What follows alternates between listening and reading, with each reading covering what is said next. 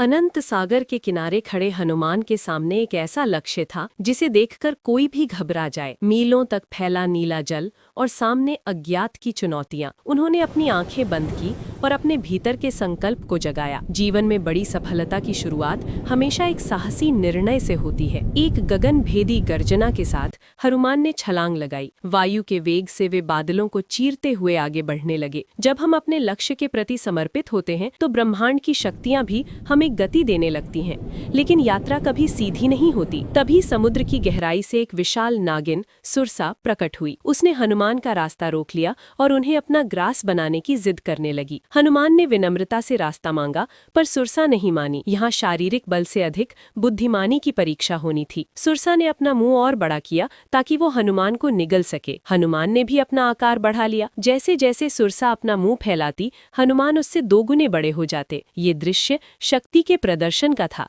लेकिन हनुमान के मन में एक दूसरी ही योजना आकार ले रही थी। अचानक जब सुरसा का मुंह 100 योजन चौड़ा हो गया, हनुमान ने बिजली की फुर्ती से खुद को एक छोटे से मच्छर के समान बना लिया। वे क्षण भर में सुरसा के मुंह के भीतर गए और बाहर निकल आए।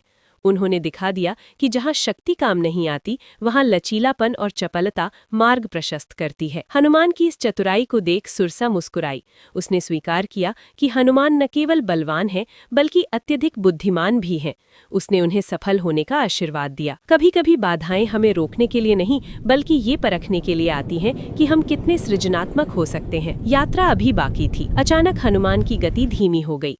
उन्हें लगा जैसे कोई उन्हें पीछे खींच रहा है। नीचे समुद्र में सिंहिका नाम की राक्षसी थी, जो उड़ते हुए जीवों की परछाई पकड़कर उन्हें अपना शिकार बना लेती थी। ये एक अदृश्य और सूक्ष्म हमला था। हनुमान ने तुरंत भांप लिया कि समस्या शरीर में नहीं, बल्कि नीचे उनकी परछाई में है। उन्होंने सिंहिका के मायावी जाल को समझा और अपनी पूरी शक्ति के साथ उस पर प्रहार किया। जब बाधाएं सूक्ष्म हों तो हमारी दृष्टि और प्रहार दोनों सटीक होने चाहिए। सभी बाधाओं को पार कर अंततः लंका का स्वर्ण तट दिखाई देने लगा। हनुमान ने अपनी मंजिल पा ली थी। उनकी जीत केवल उनके बल की नहीं थी, बल्कि उनकी उस क्षमता की थी जिससे वे हर परिस्थिति के अनुसार खुद को बदल सके। हनुमान की ये यात्रा हमें सिखाती है कि जीवन के महासागर को पार करने के लिए केवल ताकत काफी नहीं है। अपने लक्ष्य पर अडिग रहें, लेकिन वहां तक पहुंचने के रास्ते में लचीलापन रखें। जब अहंकार त्याग कर हम विनम्र और बुद्धिमान बनते हैं तो हर बाधा एक सीढ़ी बन जाती है।